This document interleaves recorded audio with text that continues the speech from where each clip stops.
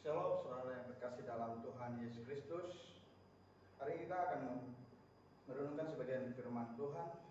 Sebelum kita mendengarkan kebenaran firman Tuhan, mari kita siapkan hati kita, mari kita berdoa dalam Tuhan. Terima kasih Tuhan buat hari ini Tuhan, di mana kami akan merenungkan kebenaran firman Tuhan. Mari Engkau urapi hamba-Mu sehingga Engkau bisa menyampaikan kebenaran firman-Mu sesuai dengan kehendak-Mu Tuhan. Tanpa pertolongan Tuhan, hamba tidak mampu untuk menyampaikan ini Tuhan. Terima kasih Tuhan, terima kasih Bapa. Hanya ini doa dan doa nama ya Tuhan, dalam nama Yesus, haleluya. Amin. Hari ini saya akan menyampaikan firman Tuhan tentang jangan menjadi batu sandungan. Sini tema saya, jangan menjadi batu sandungan. Saya percaya hidup ini sebagai orang percaya harus jadi berkat, karena sebagai garam dan terang dunia. Hidup kita harus memberi dampak yang positif, membawa damai dan menjadi teladan, dan bukannya jadi batu sandungan bagi orang lain. Saya akan mengupas poin saya di sini. Saya di sini ngambil poin 2 poin. Poin yang pertama adalah mengapa kita tidak boleh menjadi batu sandungan. 1. Supaya kita tidak melemahkan iman orang lain.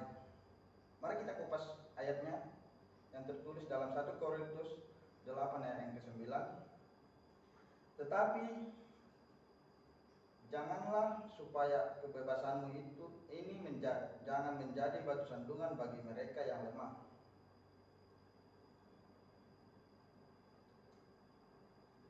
Di sini Rasul Paulus mengajarkan kepada kita tentang bagaimana kita harus hidup jadi berkat dan bukan jadi batu sandungan. Bahwa ketika kita jadi teladan bagi hidup orang lain, maka kita akan melemahkan iman mereka. Mungkin mereka berkata begini, mengapa pusing dengan omongan orang? Hidup saya. Tapi mari kita lihat dalam ayat 1 Korintus 10 ayat yang ke-29 berkata begini. Yang aku maksudkan dengan keberatan-keberatan bukanlah keberatan-keberatan hati nuranimu sendiri, tetapi keberatan-keberatan hati nurani yang lain itu. Mungkin ada orang yang berkata, mengapa kebebasanku harus ditentukan oleh keberatan-keberatan hati nurani orang lain?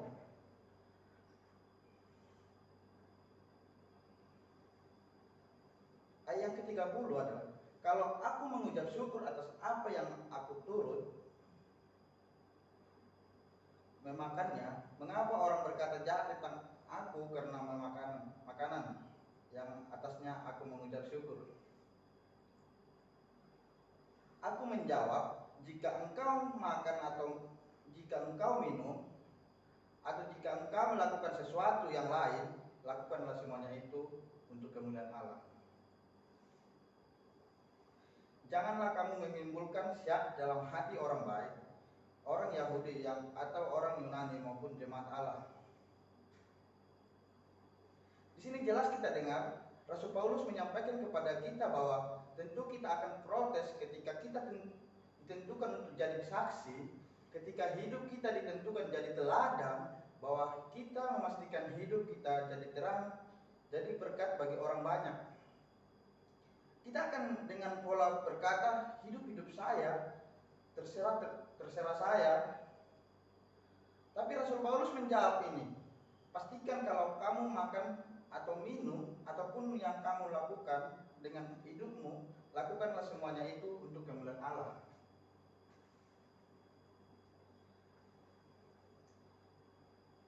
Saya ingin mengupas apa yang Rasul Paulus ajarkan bagi jemaat di Roma tentang bagaimana makanan itu harusnya tidak jadi batu sandungan, karena hal terbanyak yang kita lakukan adalah makanan. Roma pasal ke-14 ayat ke-13 berkata begini, karena itu janganlah kita saling menghakimi lagi, tetapi lebih baik kamu menganut pandangan ini. Jangan kita membuat saudara kita jatuh atau tersandung. Ayat 14. Aku tahu dan yakin dalam Tuhan Yesus bahwa tidak ada sesuatu yang najis dari dirinya sendiri. Hanya bagi orang yang beranggapan bahwa sesuatu adalah najis, bagi orang itulah sesuatu itu najis. Ayat ke-15, sebab jika engkau menyakiti sebab jika engkau menyakiti hati saudaramu oleh karena sesuatu yang engkau makan, maka engkau tidak hidup lagi menurut tuntutan kasih. Janganlah engkau membinasakan saudaramu oleh karena makananmu, karena Kristus telah mati untuk dia. Rasul Paulus mengajarkan kepada kita, jangan membuat saudara kita jatuh atau tersandung hanya karena makanan.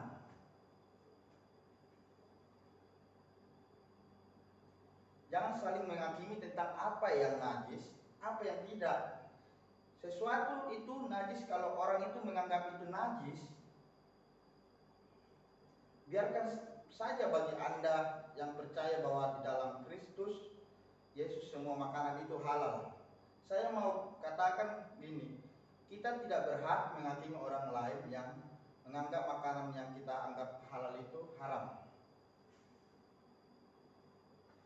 Firman Tuhan berkata jangan sampai kita membinasakan saudara kita hanya karena soal makanan, sementara Kristus telah mati untuk mereka. Firman Tuhan juga berkata dalam Roma 14 ayat ke-16, apa yang baik yang kamu miliki, janganlah kamu biarkan difitnah. Sebab kerajaan Allah bukanlah soal makanan dan minuman, tetapi soal kebenaran, damai sejahtera dan sukacita oleh Roh Kudus. Ke-18, karena barang siapa melayani Kristus dengan cara ini, ia berkenan pada Allah dan dihormati oleh manusia. Saya percaya bahwa firman Tuhan mengajarkan kita bahwa kita harus menjadi diri kita supaya tidak timbul asumsi atau membuat orang melakukan kemurnian kita. Dikatakan dalam Tuhan apa yang baik yang kamu miliki, jangan biarkan itu difitnah.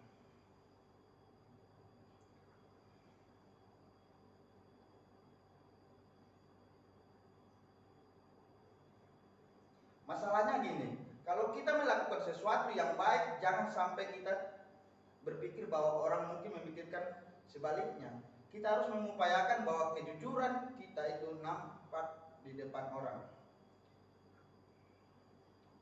Saya ingin masuk ke poin yang kedua, poin yang paling banyak yang ditanya banyak orang. Apakah kita boleh minum anggur?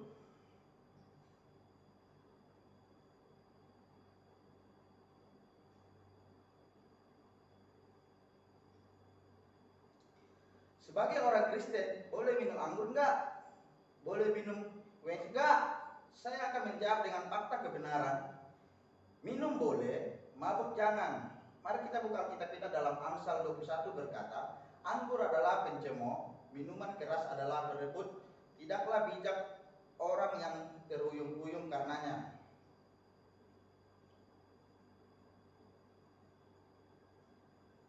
Jadi, anggur tidak salah, yang salah adalah orang yang meminum kebanyakan dan menjadi mabuk karenanya. Mari kita baca Efesus 5 ayat ke-18. Dan janganlah kamu mabuk oleh anggur, karena anggur menimbulkan hawa nafsu, tetapi hendaklah kamu penuh dengan Roh. Boleh enggak kita minum anggur? Tadi saya katakan boleh. Boleh minum, mabuk jangan. Anggur diminum oleh perayaan atau acara khusus, contohnya pesta pernikahan. Kita tahu bahwa di dalam Yohanes 2 ayat yang 1 sampai yang 11, di pernikahan di Kanaan, Yesus mengubah air menjadi anggur. Saya percaya Yesus sendiri meminum anggur. Untuk perjamuan kudus pun Yesus mengangkat cawan yang berisi anggur.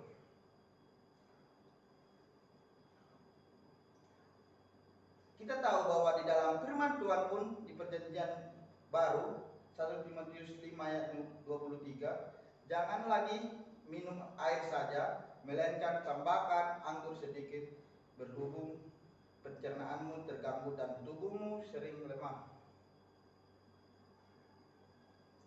Anggur hanya boleh diminum untuk kesehatan, bukan untuk mabuk-mabukan.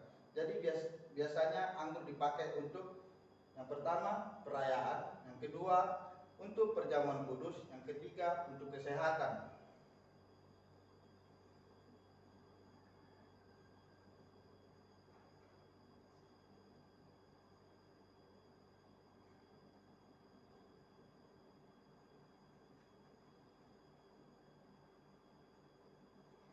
Khususnya bagi orang-orang yang mengalami tubuh dan juga gangguan pencernaan, di beberapa negara asing anggur merupakan sesuatu yang biasa diminum. Biasanya mereka akan minum red wine untuk teman stik daging merah, dan mereka minum white wine untuk seafood ikan.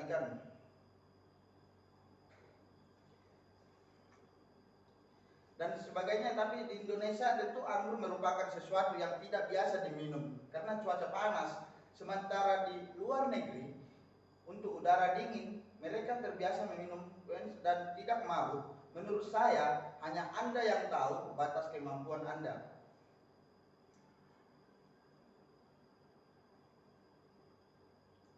Untuk minum anggur, kalau Anda tahu Anda akan mabuk ketika Anda meminum lebih dari 1 gelas.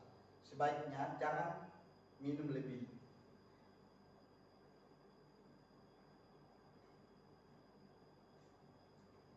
Saya mau berkata,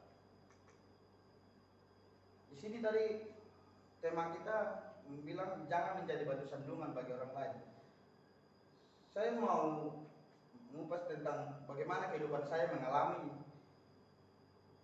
berjalan dengan Tuhan. Sampai saat ini Tuhan masih memberikan saya kesehatan. Saya tidak tahu apa-apa loh saudara. Saya datang ke tempat ini, saya tidak tahu apa-apa. Saya bilang, Tuhan, saya mau ngapain di sini? Saya mau gimana Tuhan? Saya tidak tahu apa-apa Tuhan.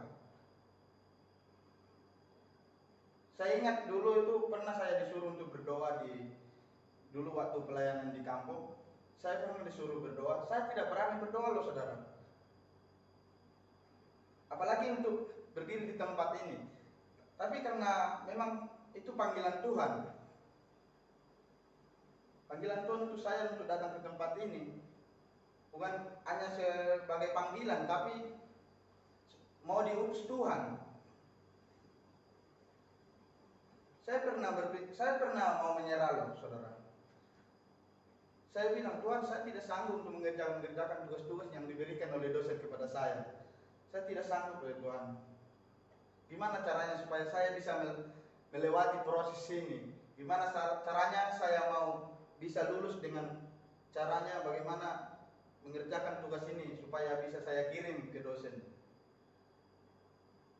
Saya hanya berdoa dan menangis kepada Tuhan. Saya meminta kepada Tuhan bagaimana Tuhan melawat saya.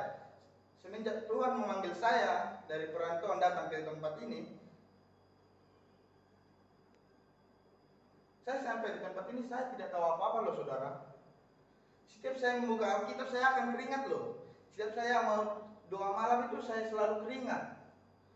Saya bilang kalau saya minta pertolongan sama teman-teman saya, itu bagaimana ya? Seperti judul kita tadi itu menjadi batu sandungan.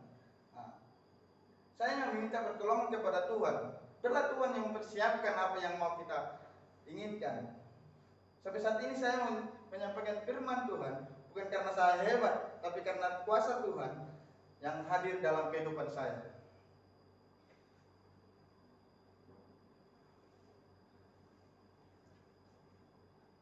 Jadi saya dulu itu pernah menyerah saudara. Saya mau pulang karena saya tidak tahu loh. Saya mau jawab apa, mengerjakan ini bagaimana. Tapi di situ saya selalu bertekun kepada Tuhan. Saya sampai di sini tidak pernah puasa loh saudara. Tapi ketika saya mau mengarahkan hidup saya kepada Tuhan, saya berpuasa di situ. Saya serahkan hidup saya, selalu saya menangis menghadap Tuhan. Saya yakin dan percaya Tuhan tolong saya. Saya tidak sanggup apa yang saat ini saya alami Tuhan, tapi karena Engkau menentukan tempat ini dalam hidup saya Tuhan, Engkau urapi hamba-Mu sehingga hamba-Mu bisa melewati proses demi proses.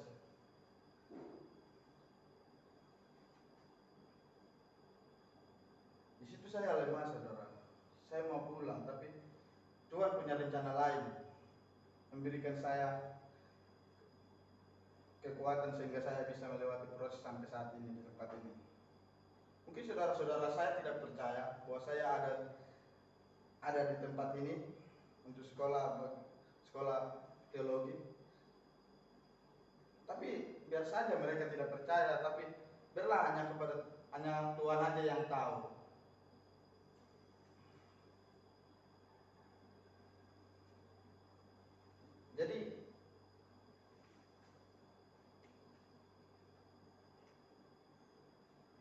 Jadi saudaraku yang terkasih dalam Tuhan Yesus, jadi jangan pernah kita menjadi batu sandungan bagi orang lain.